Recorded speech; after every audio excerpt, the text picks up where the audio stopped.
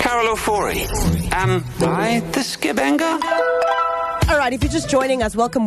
We have a situation where Anonymous from Pinetown wrote in, and she says she heard the conversation we had on Friday. So just for context, on Friday, we did a whole thing with bizarre stories around Germany that's come up with a new law that from day one of being sick, you have to produce a sick note. And they even go as far as to say that you can't call in and say, I have one, but I'm sick. You have to literally fax or email or whatever your sick note, right?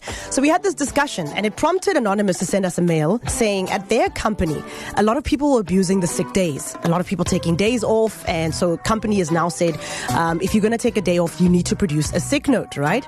And by South African law, we all know that, but South African labor law says that 2 to 3 days and then a sick note must be produced. But let's all be honest, we know that certain companies put things in place and then they only realize that, baby, you can't do that when you go to the long haul of going to court. It gets very messy. It's CCMA, it's all of that, and then only then is it like, no, you can't do that. And that's the reality on the ground. Let's be honest, there's a lot of clauses and things that are in contracts that are not supposed to be there, and only when you're in a legal battle and you start now combing it with a labor law tooth comb do you pick up that, and then when you are in the court of law, you end up winning your case. But to get there, it's messy. And there are some companies that will push the boundaries to put employees in line, right?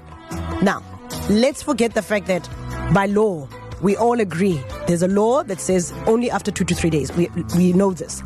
Let's talk about the situation at hand. This company is obviously pushing the boundaries, and I'm sure there's many others out there that have clauses in there that don't make sense, that are not necessarily legally binding, but they're there to sort of control the masses, if I can put it that way. And we have a situation now where Anonymous is in this position where they had to give a sick note after falling sick. So let me read the note quickly. It says, hey, Carol, Anonymous in Pinetown. I was listening to your show about the Germany sick leave. At my company, too many people have been abusing sick leave. So management introduced a policy that says if you're off for even 1 day, you need a doctor's note. Recently, I had a terrible stomach bug and genuinely could not leave the house. I refused to pay hundreds of rands and a doctor's note to prove this. So I told HR, no thanks, I'm not doing it. And that if they want the note, they must pay for it. Now I've lost a day, a paid 1 day's pay. HR says I'm being difficult, and my colleagues think I should have just followed the rules. Am I being a Skebenga for this? Let's chat to Gregory now. Hi, Greg. How are you? Good morning, Carol. How are you? Good morning to our listeners as well. Good morning. I believe you want to weigh in on this one, Greg. Well, yeah. In fact, I just had an experience of this yesterday. Wow. Talk to me. My partner went to work. I didn't go to work on Friday. Now, she had an appointment for Thursday, which she missed. So she forgot to she didn't tell him. So what happened the next day, I reminded her and we phoned him. We sent a message to her superior saying, listen, and sent proof that she's got an appointment, and she sent the proof in. When she went to work yesterday, she returned to work yesterday. When she came back, she said, they crossed her.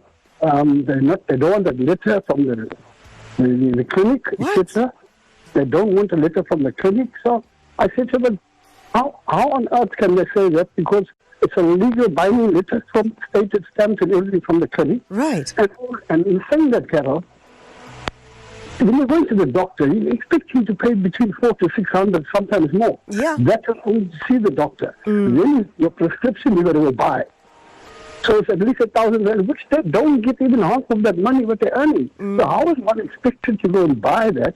And you're earning a quarter of what you're getting from to pay by the doctors. 100. So it's just not unfair. So I don't know with this guy. I don't think this person is Skebenga because we're doing the situation as well. It could be similar. Yeah. No, 100%. I guess the spanner comes in where everybody's been doing this, and why must you be exempt if everyone else in the business, when they get sick, they have been producing sick notes, whether they go to the doctor who's 200 rand or whether they go to the doctor who's 1,005 for the consultation. I think that's where the contentiousness comes in, because I think we all agree the law is the law, but let's be honest, Greg, so many companies don't follow labor laws, and that's why they end up in the CCMA. That's why the CCMA has always got cases, because not every company follows those laws as per, and then you have to challenge that and find money to challenge that, and then when you win, it's another thing also. So it's tricky, right? Yes, it's a catch-2. It's 6 or 1, half of the other. Right? And if you don't follow the company policy, you become the black sheep in the company, and then you find yourself being ostracized. So it's a 100%. catch-22. So what do you say, Skebenga or not Skebenga, with all these scenarios in the air? Like I say, I don't know what the situation is, but it's not a Skebenga, because if you cannot afford it, I cannot afford to give something, how do I do it? Yeah, no, that's fair enough. That's fair enough, Greg. All the best with your partner, yeah? Thank you so much. Thank Have a you. wonderful day. Have a good one, Greg. Thanks for weighing in. Greg weighing in saying not a Skebenga. If you can't afford to do it, you just cannot afford to do it, and the company should understand. Hi, Carol. The Basic Conditions of Employment Act state that a doctor's note is only needed after 2 consecutive days off. Yes.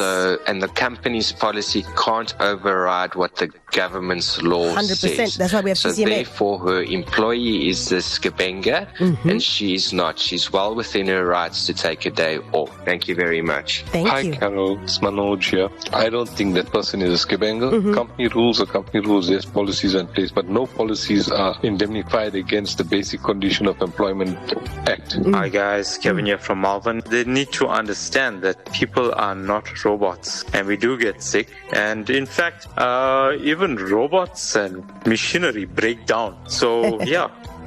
Listen, got another one here. It says, hi there. I would like to share where it is. It says, hi, Carol. This is Chantel from Hillcrest.